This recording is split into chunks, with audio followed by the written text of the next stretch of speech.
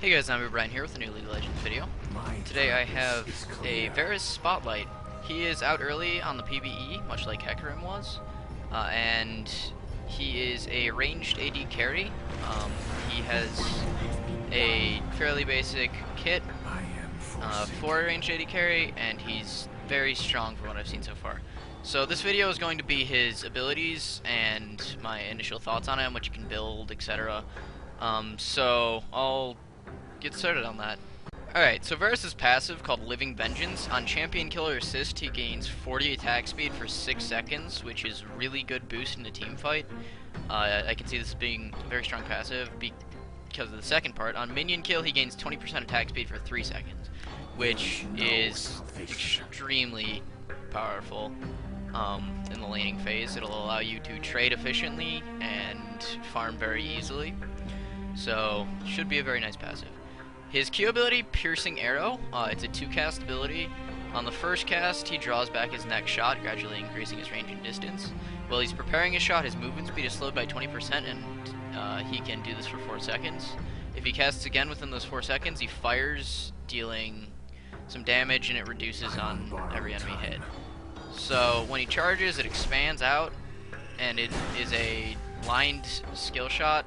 It can be cast without the entire range, and it's very long range, as you just saw.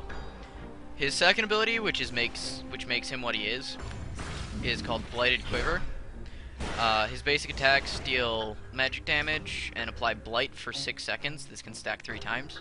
His other abilities Detonate Blight, dealing magic damage equal to 2%, and this scales up with level, and it's on a very low AP ratio. I think it's like 0.2%, and it has a cap on minions, so I can't do very fast clear times, which is obviously a good idea.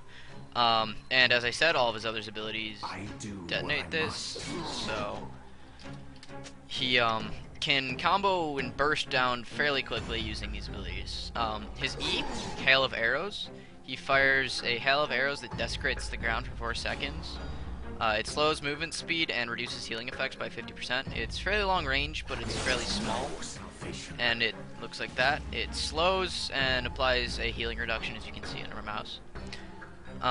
It's kind of like Misfortune's E, and it applies the healing debuff from a W, think of it that way. It's about the same range too, so it should be fairly easily compared to that.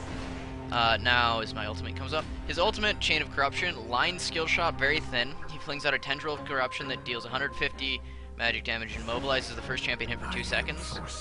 If it hits a champion, it spreads out to nearby enemy champions, applying the same damage and immobilizes them. So I'm going to shoot it. It's a little tendril, and it's a very small AoE. It's kind of like an Ash Arrow. It doesn't hit that many people. They have to be really bunched up for it to hit. But it's a very, very useful CC, and it should be a very, very game-breaking or game-changing ultimate. Alright, so I'm going to demonstrate his abilities again real quick. His Q, very long range, line skill shot, shoot it wherever. It is partially AoE, so it's very small AoE though, so if you can hit someone with it, or you can hit multiple targets with it. His W is an on-hit proc, and you can see I have 3 of the procs on Hecarim right there. Now if I were to use my E on him, it would detonate those, dealing a percentage of his health, and quite a large percentage actually. This makes me feel like he'd be good with an on-hit build. He's not exactly standout in anything, so yeah. Now I'm going to demonstrate the ult again because I missed it the first time. What it does is it snares him and applies a smaller snare onto nearby targets. So that's about it for his kit. I'm going to go over a few more build options and some good, decent lane matchup ideas. Alright, so for possible lane pairings, I think a Leona or an Alistar would work really well with him. He scales with on-hit effects, so a Leona would be very good at applying other on-hit effects. Her passive is great at doing that, and it makes it that much more deadly when he procs his light stacks. And a lot of CC would also be good with him because he can just chain with those 2 supports. His AP ratios are not the best. He's on a 0.2 and a 1 on his ult.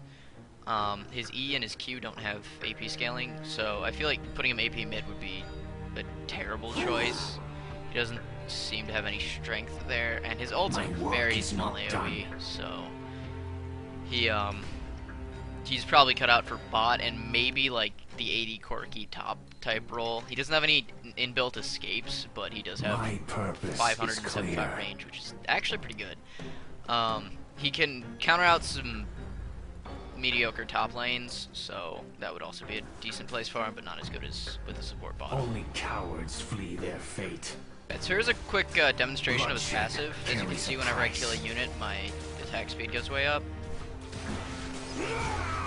So it's very nice in laning and in team fights, because if there's minions around, you can possibly hit one with an ability, and it gives you a really high attack speed buff as well.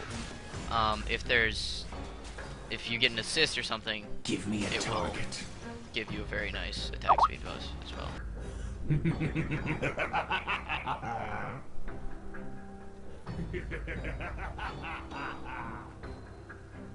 You'd like some real amusement? Come closer. The cost of your life is one arrow. Pain is my gift to you. The cost of your life is one arrow.